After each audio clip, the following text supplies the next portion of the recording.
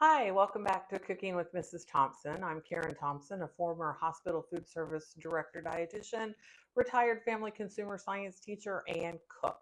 Join us as we travel the globe sampling the world's cuisines. Today we're heading to Louisiana for gumbo.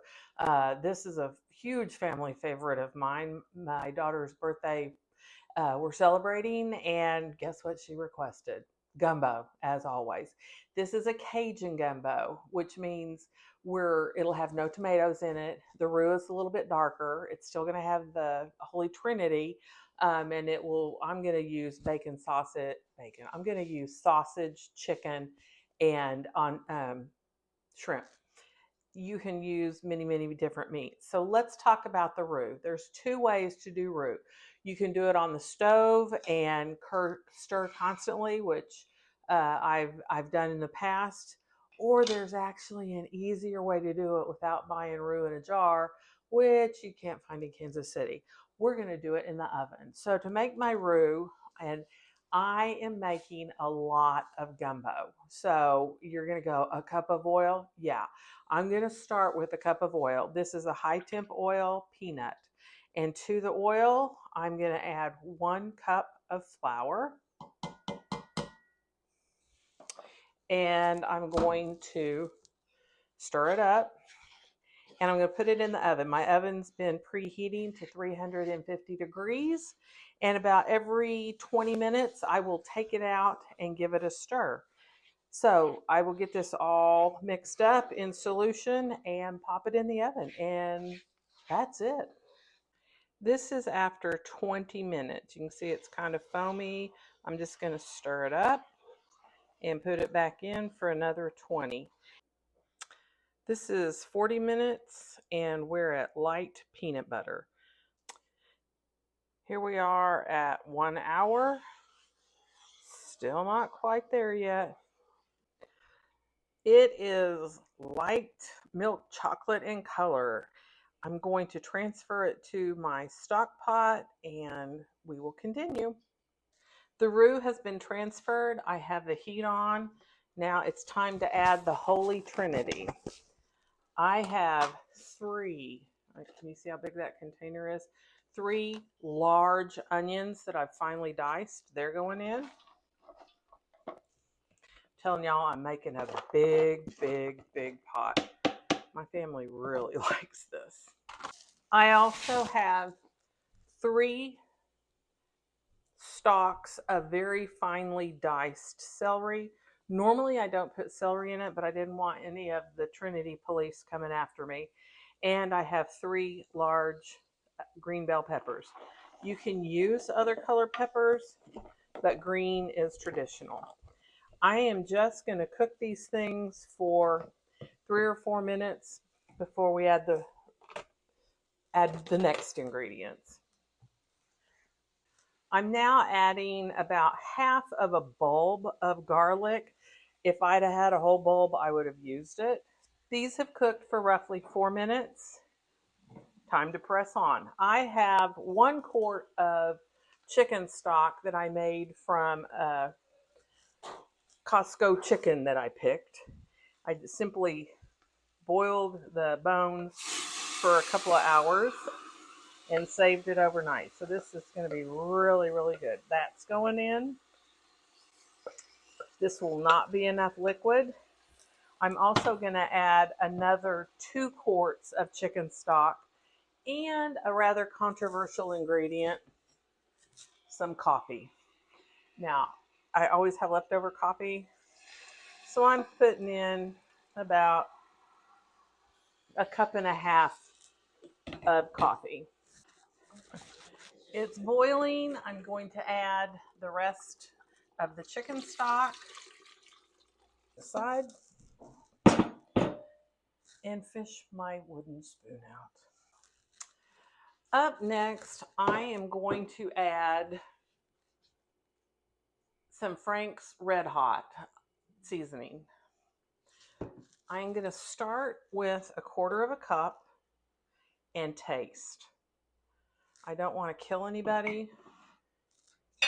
And when I make huge pots like this, I always start with less because you can add easily. It's a little bit harder to take away. So I'm going to grab a clean spoon and try it.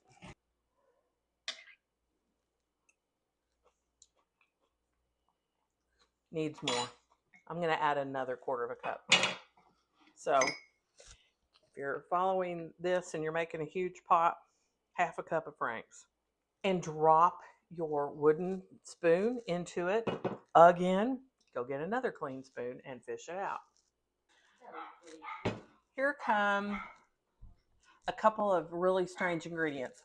One of them is chocolate syrup. Now, I'm not putting a lot, maybe 2 tablespoons. You won't taste it, but it adds a really cool flavor to it. So again, give it a stir. And I'm going to take some of my juice out because my next strange ingredient is peanut butter. And people are like, "What? Have you lost your mind?" No. Peanut butter. I find that it mixes better if I just put it in some. And this is all I'm using. Let's see. Okay, it's on camera. I mean, maybe 2 tablespoons, but I'm going to put it into the liquid and stir it up before I add it into my gumbo mixture. But yeah, peanut butter. Also, we need some salt. So I'm going to throw about 2 teaspoons of salt in there and a teaspoon of pepper. So 1, 2, about a teaspoon of pepper. I have 2 chickens that I bought at Costco yesterday and picked, and then I made the stock out of the bones like I mentioned earlier. These 2 picked shredded chickens are going in. I'm making a lot of gumbo. It's going to feed a lot of people. I'm also adding andouille sausage. I got this at Costco too. And I'm just going to let this simmer for till it's time to eat. So it needs to simmer at least 30 minutes.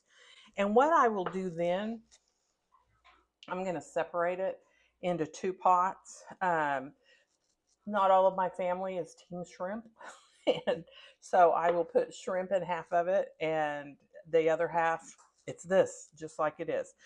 So I have separated my gumbo into 2 pots. I've got team shrimp and I've got team chicken andouille. I'm team chicken andouille. So the shrimp I've peeled and deveined. I've got 2 pounds and I'm going to add it in here. It only has to cook for 3 or 4 minutes.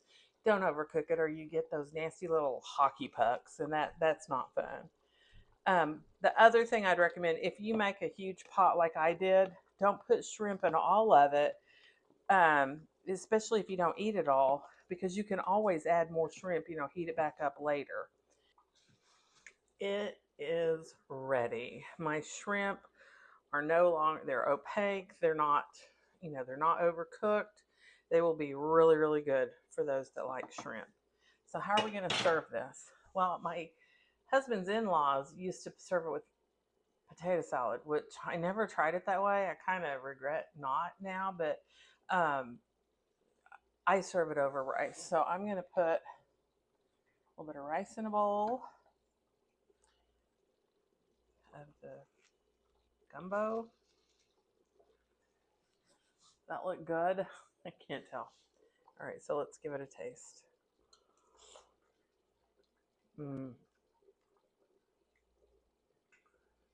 Those, quote, strange things that I put in there, you can't try it. You can't tell them. It just adds these layers, these nuances that just make this, a very complicated flavor profile. But it is so, so good. Like I said, my family absolutely loves this. Middle daughter wanted to try it. Here you go. Face the camera.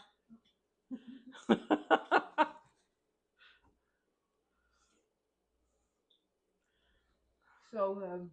Like it? Oh my gosh, I can't wait. Worth coming home for? Oh yes, I come home just for this. Charlie lives in St. Louis, so if you need your haircut, Oh, that's where she is. Y'all have a good one. Try. Remember, like, share, and follow Cooking with Mrs. Thompson, and you guys have a great day. Thank you.